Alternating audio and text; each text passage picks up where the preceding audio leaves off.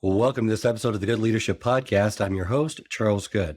Our guest for this episode is Dr. Paul Zak, who is a professor at Claremont Graduate University and is ranked in the top 0.3% of the most cited scientists in the world, with over 180 published papers and over 19,000 citations to his research. His over 2 decades of research have taken him from the Pentagon to Fortune 50 boardrooms to the rainforest of Papua New Guinea. In this episode, we explore the fascinating intersection between neuroscience and emotional fitness. Recent studies have found that having a fulfilling social life is more crucial to overall health than quitting smoking. However, in a world where 1/3 of the Americans report feeling lonely, the significance of emotional connections cannot be overstated. I hope you enjoy our conversation about ways you can build greater emotional fitness into your life. Welcome to the Good Leadership Podcast, where we engage with esteemed thought leaders and explore research-backed strategies and techniques that empower leaders at every level to achieve meaningful results that drive lasting change. Well, today's focus for this episode, I really wanted to talk more about emotional fitness and the benefits of really focusing on that for your health. Because you state there's a lot that we have around sleep, exercise, and diet, but rich social connections we're not looking at near enough. And you even make the statement that having a rich social network is more important than quitting smoking. It is. Recently, just 2 weeks ago, the World Happiness Report came out from Oxford, and it showed that about 50% of our life satisfaction, our happiness over time, is due to the quality of our social relationships. And so I'm going to put the question back on you, Charles. How good are your social relationships? Not good enough. I know that a lot more people, I'm an introvert by nature. The pandemic, I think the loneliness has gotten worse. I mean, I've seen studies of a third to even more of the American population suffering from loneliness, which really, we need to take more effort into building these strong social connections to have a more meaningful life and a higher quality life. Good news from that, though, is that the brain is very promiscuous in the way it absorbs social emotional information. So I can watch a movie and get a lot of social value from that, even if it's not a real interaction. I can play with my dog and get neurologic value from that. Um, Humans, of course, are richer, right? I'm going to have a longer conversation than I will with my dog, who just kind of barks at me. And so I think what we've done in the last 6 months since we last spoke is actually build an app for emotional fitness. So we've shown in published research that we can quantify how much social interaction you need in order to build up your emotional fitness to be psychologically healthy. And so I'm using this word fitness and not wellness because wellness sounds like either well or unwell. But we know just like physical fitness, we can build up our emotional fitness by connecting to others, spending time, having valuable social experiences. One of the misnomers, too, is that stress isn't bad. I mean, emotional fitness requires stress and recovery, just like physical fitness does as well. So you see that with first responders that are trained to perform while physiologically aroused. You see that with a lot of different other professions, right? So stress and arousal is not inherently bad. We need that in order to improve our fitness, especially at an emotional level. Right. So these peak immersion moments, this high value, high neurologic value experiences are very metabolically costly. So just like working out to make you stronger and more cardiovascularly fit requires physiologic arousal. When I'm engaging with other people, if I'm not physiologically aroused, if I don't have high immersion moments, then they're not very valuable to me. So that's the way we can quantify this using an app, pulling data from smartwatches and applying algorithms to that. So again, it's not that I want to avoid stress. I certainly want to avoid chronic stress. But for most of us, when I see this high arousal response, physiologic arousal, it means, hey, this is important. I'm doing this thing. Now, I should be able to shed that arousal, fairly rapidly. Most of us do. If you are so stressed out that you've not been able to sleep for 2 weeks, okay, that's a different issue. You've got chronic stress. But the flip side is also not healthy. If I see people who are so disengaged in life, they're socially withdrawn, it's a very strong predictor of mental health disorders. And actually, a variety of medical disorders are preceded by slow social withdrawal. So, by having a measure and learning about where your baseline is, we've shown that when you get too far below that baseline, then you're starting to get depressive symptoms. And that's a great time to reach out, call a friend, If you need to, call a therapist and really think proactively about maintaining your emotional fitness. Let's remind our listeners again. I know we've touched upon it in the prior two episodes, but just go through the concept of immersion. It's that neurologic state driven by two neurochemicals. Right. So, how do we value social emotional experiences? Something my lab's worked on for 2 decades. And what we found by doing just tons of published research that you can go to Google Scholar and find and read for free is that this valuation network in the brain has two core components. One is I've got to be present, right? This experience is not valuable if I'm distracted, looking all around, and that presence is associated with that binding of a neurochemical dopamine to the prefrontal cortex. So I'm looking at you, Charles, right? I'm really focused on our conversation. But the second component is this experience has to be sufficiently emotionally compelling for me. So I call that emotional resonance. It's got to generate this resonance in me. And emotions are how the brain tags an experience with value.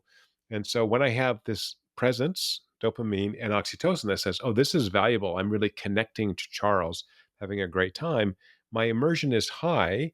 And when I have these peak immersion moments, it's kind of like training, running on the treadmill. I'm becoming more cardiovascularly fit. Now when I have peak immersion moments, enough of them, I'm training my brain to be more present, more connected, and building up my emotional fitness. The punchline here is once something inevitably unhappy happens in my life, something bad happens, I have built up this buffer.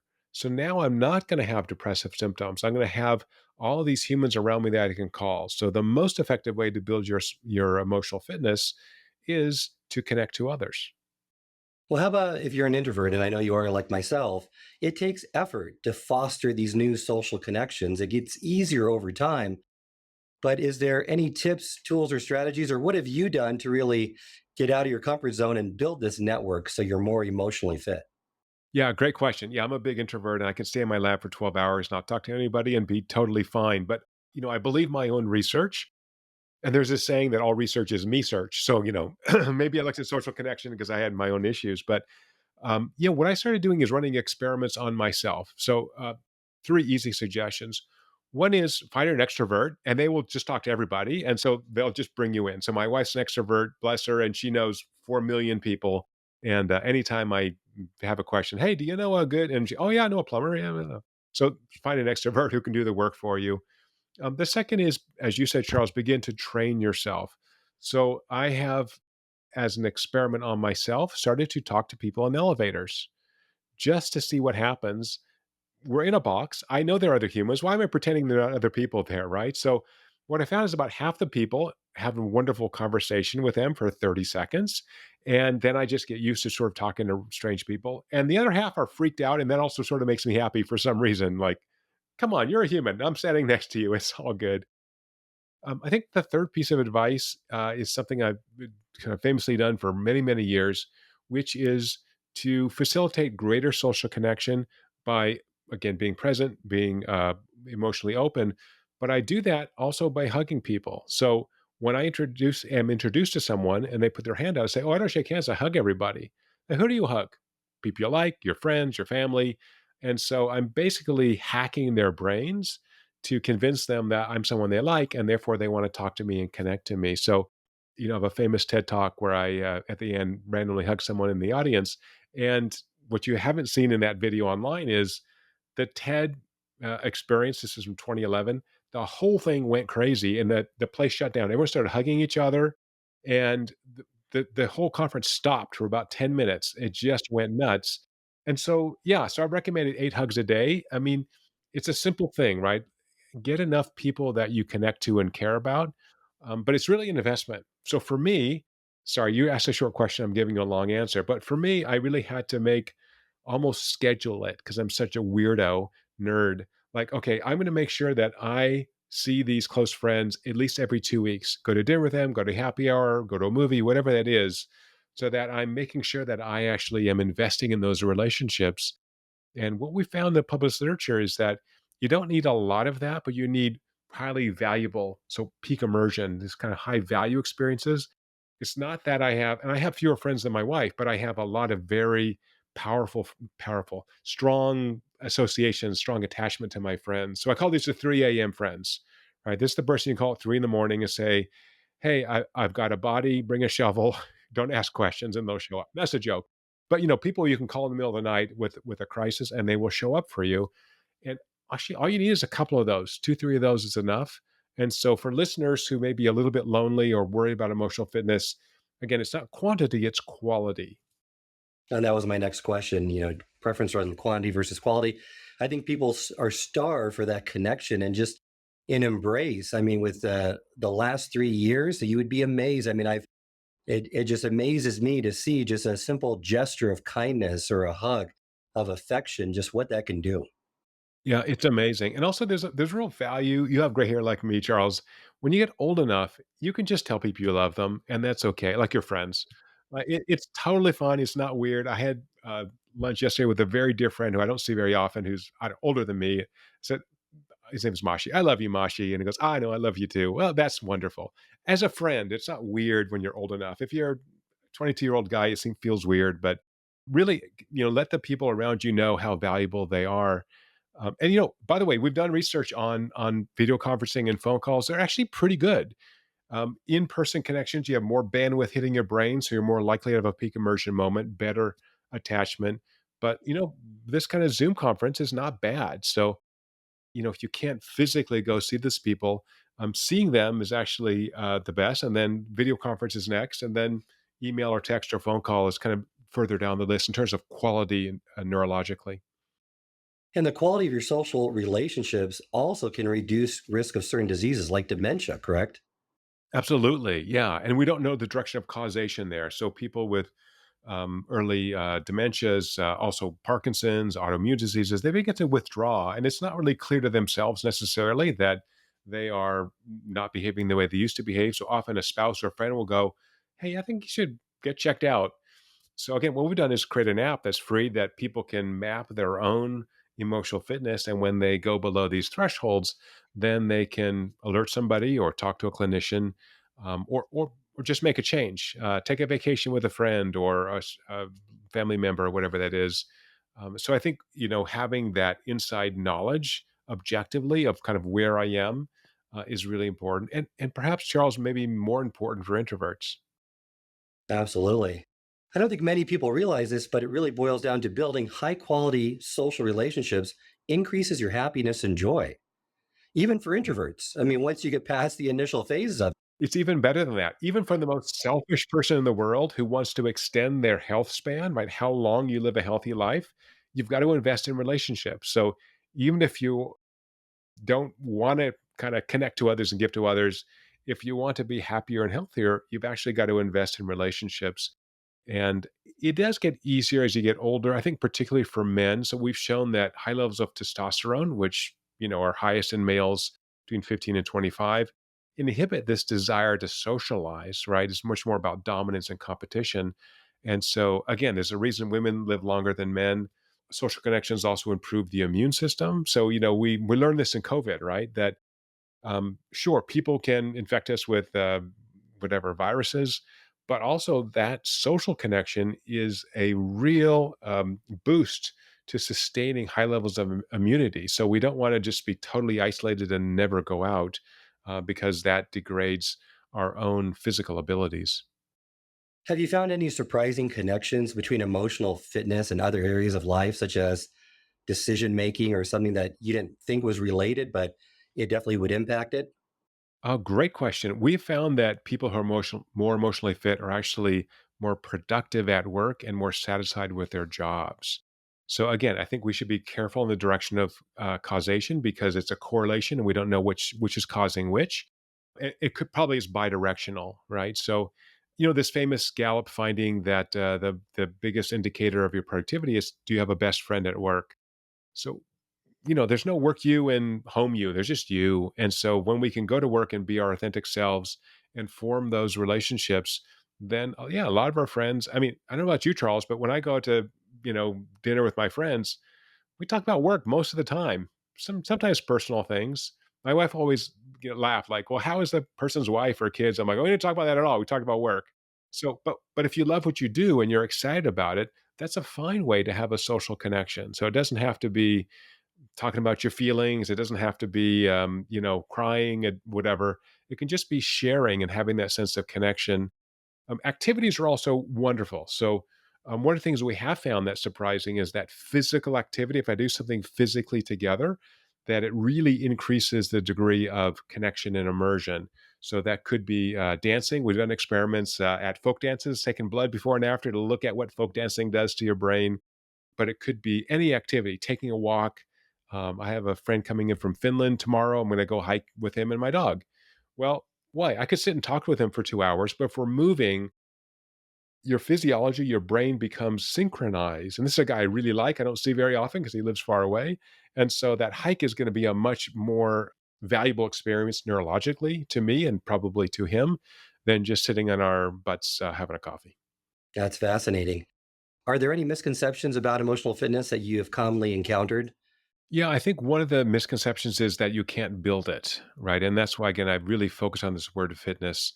Our brains are very flexible. So even you and I, who are introverts, I've trained myself to be a better connector. I've trained myself to be warmer because that's how I sustain relationships. So, um, given your innate personality, we can still modify that. And so, there are many settings in which we can get better. And I think that's finding the right people. And sometimes that's coaches, right? So, in the business world, we call that coaches. In the private world, we might call that a therapist. And so, yeah, if you're having trouble connecting, there are people who have attachment disorders, but yeah, diet, exercise, sleep, awesome. And this emotional fitness is really important. By the way, the fifth is having a sense of purpose. We didn't talk about that, but really kind of getting a sense that what I'm doing here on the planet is valuable to others, to the planet itself.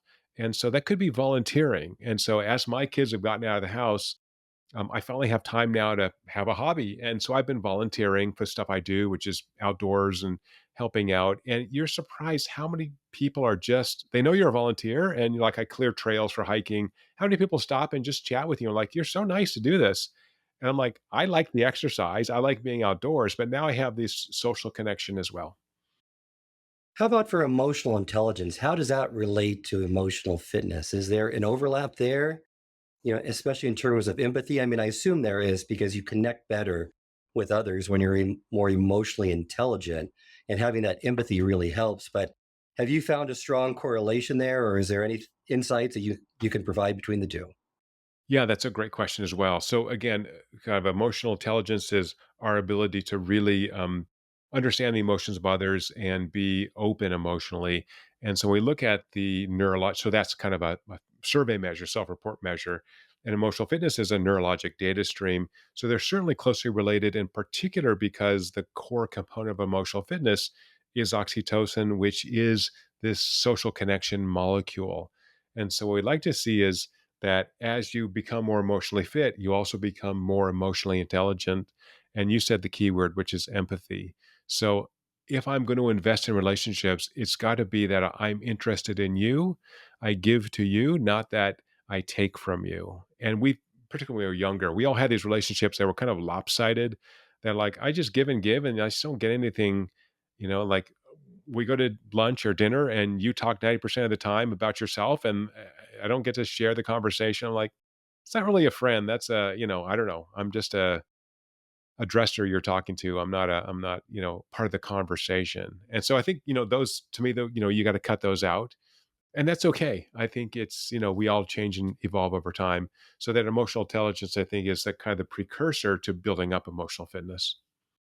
And how we haven't really differentiated this, but kind of talk to me a little bit about how does it differ from other aspects of mental health? I know it impacts different aspects of mental health, but perhaps just a few ways in which it's different so we can kind of differentiate the two. Yeah, it's almost the flip side of depression, right? If I'm emotionally fit, I feel relaxed, I feel confident, I can interact with others, I have these close relationships. What we see in depression is, again, social withdrawal, right? I don't want to engage with others. I want to lie in bed and not talk to anybody.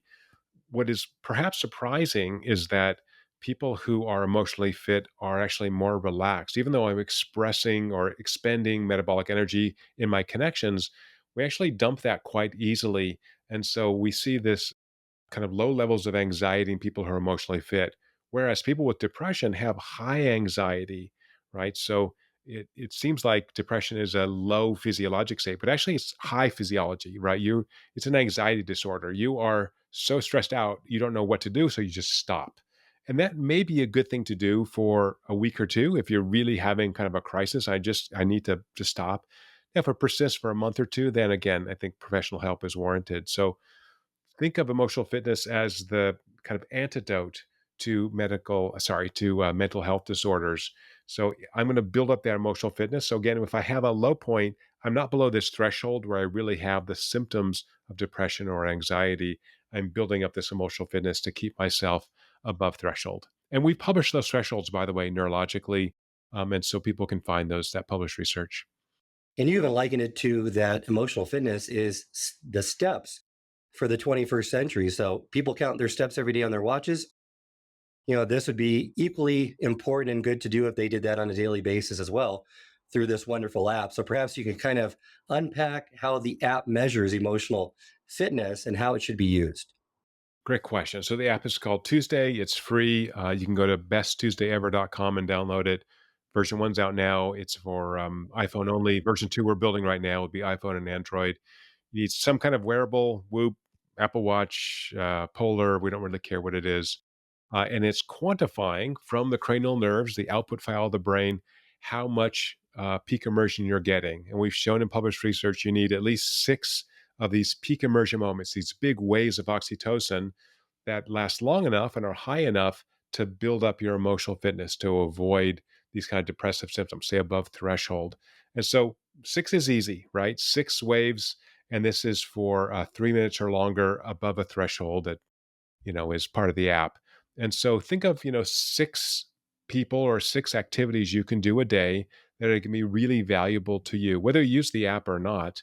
I think that's a great way to kind of make this easy. As you said, like steps for the 21st century, make it super easy. Got to do six things for 3 minutes that are really powerful.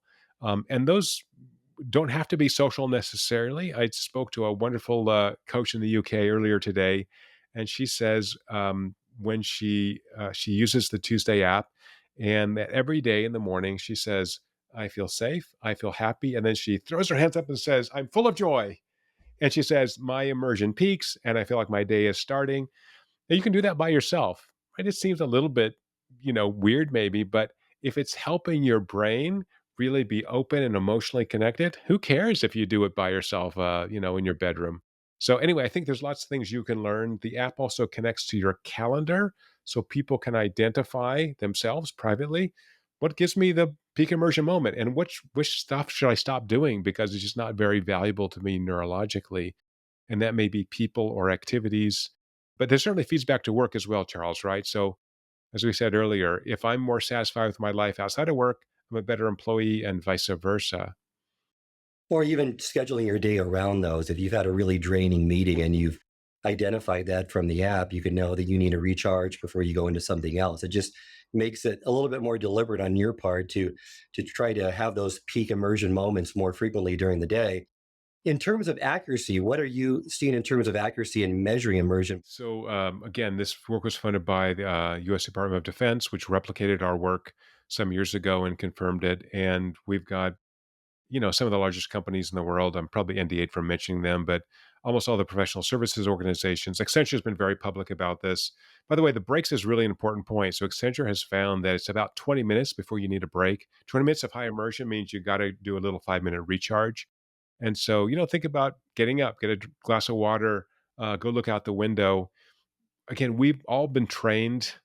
We're all at a high level. We've all been trained to be able to sit on our butts for 8 hours a day, never move, but doesn't mean your brain works at that frequency. So really think about that 20-minute rule and then having some moments for yourself. So I just schedule this in. Like the gym, I schedule on my calendar, I schedule writing time or creative time. I just schedule it. So you can just do that. If you're again super nerdy like me or you get just caught up in things and you get too busy, schedule a little downtime for yourself and I think you'll be happier, you have more emotional fitness and honestly you're going to be a better colleague and a better partner for those around you. Well, we do that with our company, having the 20-20-20 rule for our learning sessions, 20 minutes of learning, 20 minutes of interactive activities and a break, just because, like you said, it's your brain can't sustain those peak immersion levels for very long. And over time, it's just going to limit what you can absorb or assimilate from any learning event, whether it's reading a book or going to a training. Exactly right. And again, you're trying to optimize here, right? Doesn't mean you can't do it forever. It's like traveling. And when my kids were little, I always said, you can stop anytime for snacks or bathroom. Like we're here to have fun. We don't need to push through this. So let's do it at the pace that works for us. And by having an app like Tuesday that you quantify, am I getting enough neurologic value from these activities that I can begin that modulation process? Well, thank you so much for joining me, Dr. Zach, today. I always like to leave our listeners with what's that one call to action? I know they're going to download the app, but if there's another call to action to build their emotional fitness moving forward from today. Here's my suggestion. Every day, tell one person you know that you love them. How about that? Wonderful advice to leave the episode on. Thank you again for joining me. Remind our listeners how they can get in contact with you and learn more about your work.